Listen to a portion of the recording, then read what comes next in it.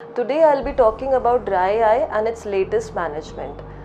So basically what is dry eye? Dry eye क्या होता है? According to the latest definition, dry eye is a multifactorial disease of the tear film in the ocular surface, and it is characterized by tear film instability and ocular surface damage leading to increased hyperosmolarity of the tear film.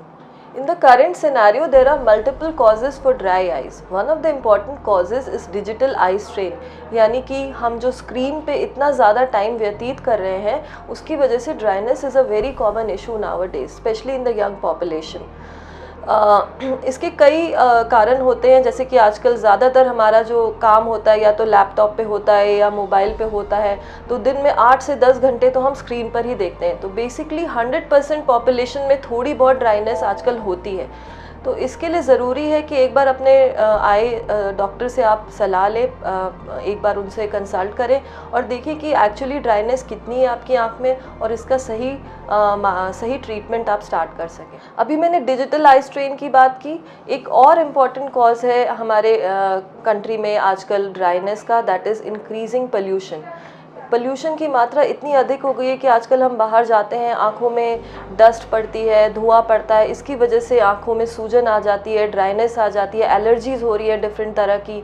सो इन सब चीज़ों के लिए भी doctor से सलाह मशवरा करना ज़रूरी है कि how can we protect our eyes, how can we actually prevent further damage and further increase in the dryness in our eyes. अब ड्राई आई को बेसिकली हम 2 कैटेगरीज़ में डिवाइड कर सकते हैं.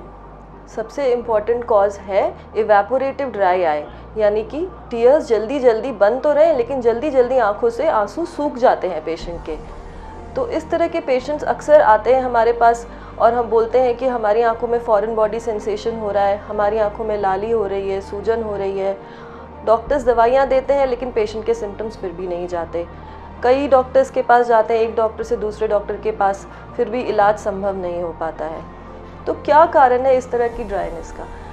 जो मेन कारण है इस तरह की ड्राइनेस का, इवेपोरेटिव ड्राई आई, वो है लिपिड लेयर इंस्टेबिलिटी.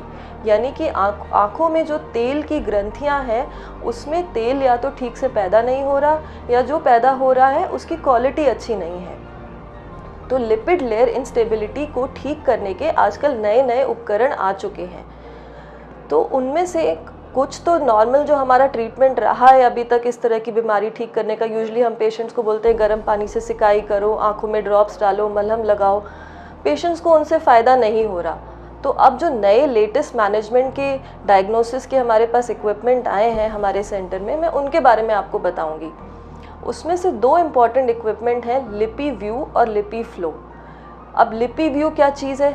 लिपीव्यू एक मशीन है, एक उपकरण है जिसके द्वारा हमें ये पता चलता है कि ये जो मीबोमाइटिस है, ग्लैंड्स में जो सूजन आ गई है, पलकों की जो ग्रंथियाँ उसमें सूजन आ गई है, उसकी जो सूजन की मात्रा है वो कितनी है और क्या वो ठीक हो सकती है. तो ये जो लिपीव्यू मशीन है उससे हम कई चीज़ें मेजर कर सकते हैं, जैसे कि lipid layer thickness, blink rate measure कर सकते हैं, जो हमारी तेल की जो ग्रंथियाँ जो तेल बना रही हैं उसकी क्वालिटी कैसी है, उसकी थिकनेस कैसी है, ये हम मेजर कर सकते हैं. उसके बाद और हम ये भी देख सकते हैं कि पलकों में जो ग्लैंड्स हैं उसमें डैमेज कितना है, ग्लैंड इमेजिंग कर सकते हैं. सो it gives us a lot of information. It's a very important tool for diagnosing meibomitis or the evaporative kind of dryness. जब एक बार हमें पता चल गया कि पेशेंट की आंखों में ग्रंथियों में सूजन है, ग्रंथियों का लॉस हो रहा है, तेल ठीक से नहीं बन रहा है, तो हम पेशेंट को एडवाइस कर सकते हैं लिपीफ्लो ट्रीटमेंट. लिपीफ्लो ट्रीटमेंट बेसिकली सबसे लेटेस्ट ट्रीटमेंट मोडालिटी है हमारी ग्लैंड में जो डेफिशिएंसी है उसको ठीक करने का. उससे हमारी ओवरऑल आई में जो सिम्टम्स हैं ड्राइनेस के वो सारे बेहतर हो जाते हैं.